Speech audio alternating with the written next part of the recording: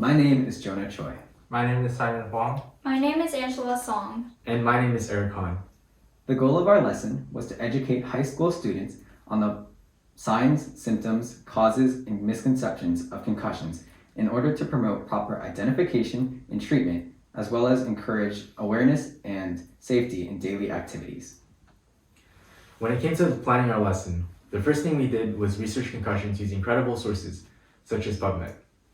Next, we outlined what topics we needed to include in our presentation, such as the treatment and identification of concussions. Using these topics, we outlined our actual presentation and determined what activities we would like to include to supplement our lesson. We presented to a class of 25 high school students between the ages of 14 and 18 years old in a community leadership class. We chose these students as our target audience due to their increased participation in physically active events. Over half the class participated in a continuous sport or other community activity during the school year, indicating a higher risk of sustaining a brain injury. We began our lesson with a pre-test that was followed by our PowerPoint presentation. Throughout our presentation, we used a physical brain model along with personal anecdotes and humor to encourage engagement. After our presentation, we moved on to our two planned hands-on activities, a neuron race and the telephone game. After our two activities, in the last 5 minutes of our lesson, we had our audience members take their post-test.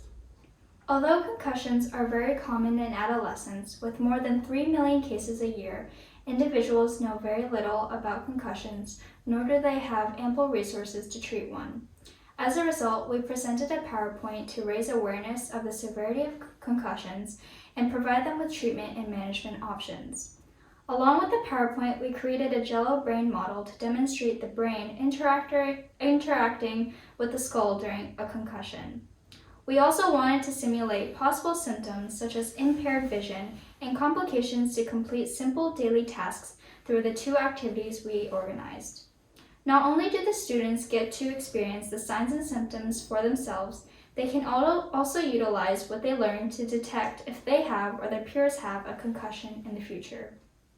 For contribution, Eric and I worked together to create and administer the feedback tools, and I presented and researched causes and misconceptions of concussions. I researched the signs and symptoms of a concussion along with what a concussion is.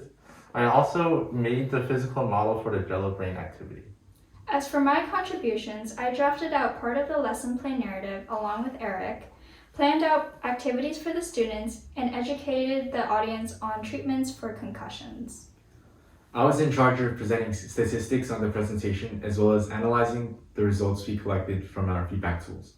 Speaking of feedback tools, we decided on administering a pre and post test in order to quantify student understanding of concussions. We did so by having students rank their own feelings and understandings of concussions using a 1 to 5 scale. After the lesson, we averaged the class's responses on both the pre and post test, and we found that responses were on average higher on the post test, meaning that our lesson did have an impact on student understanding. Thank you for listening to our presentation.